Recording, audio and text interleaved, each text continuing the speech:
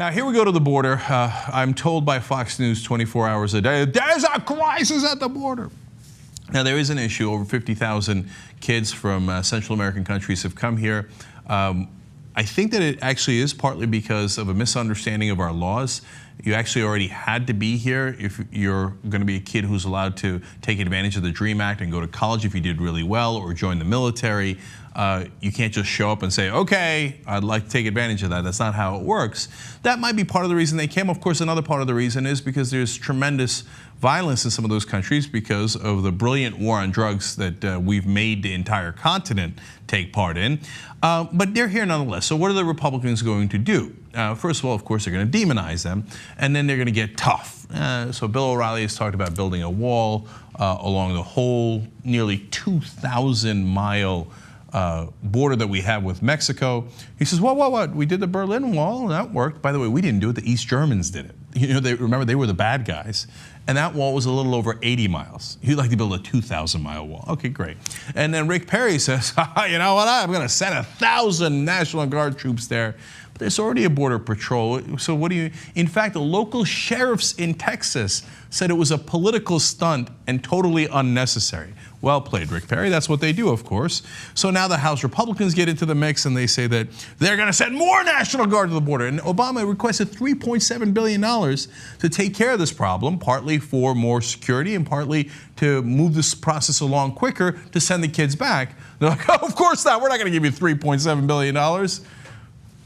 So we're not going to give you the money to fix the problem, but we're going to send more National Guard and guns and weapons and walls. Yes. Now that sounds like overkill, perhaps. Wait till you get a little Fox News. Now they've got some 911 calls of undocumented immigrants coming into the country and asking for help because they're in trouble. Now look at what they do with them. And they stumbled across the border illegally, and now they need your help. Take your emergency. Somebody speak Spanish? Sí. Oiga, si pueden venir en un helicóptero pronto porque mi primo se está poniendo morado. A small Texas town forced to answer 911 calls from stranded illegals in Spanish. Oh, in Spanish. Okay, the dude is turning purple. Let's go and make sure he doesn't die. So what does Fox News want? Do you really think we shouldn't go and help that guy? Look, do I like that people are violating the law and coming across the border? No, I think there needs to be a sensible end to that, as most Americans do, right? And it's a tough problem of what to do with the kids that have crossed the border. It is not a tough problem of whether we save that guy's life. Does Fox really want the cops just to look at him and be like, yeah, sorry, you turned purple. Oh, look at that, you died. Maybe they do. I guess they do. Because wait till you see more. Watch.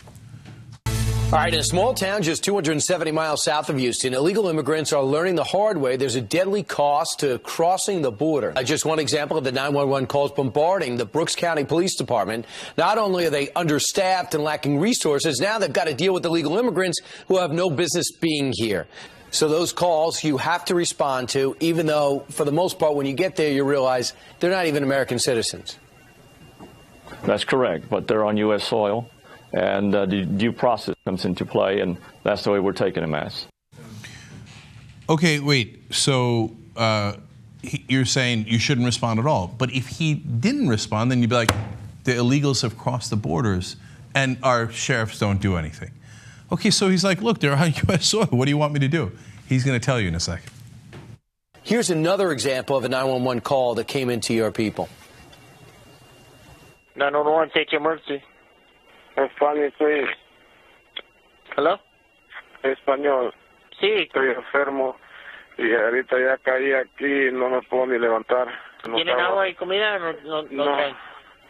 No tenemos nada de agua.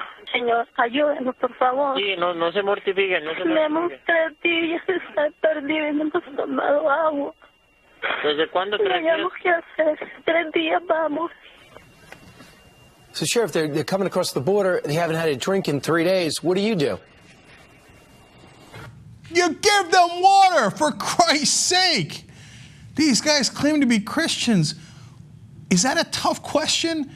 Look, after you give them the water, you detain them. You go through a process, and eventually you send them back. That's what happens when you catch people who have crossed the border without documents. So nobody's saying, hey, throw roses at their feet. But what kind of an animal would hear that call and not give them water? That they think that's an open question. We're wasting our resources on this. I can't believe we wasted some water on somebody who was going to die of thirst. They're barbarians, man. You're proud to be on that side? I'm amazed every time. Like, you go to sleep thinking, got those illegals.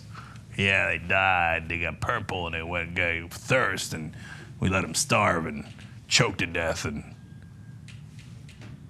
you think you're a good person? I guarantee you, most of the people on that side call themselves good Christians.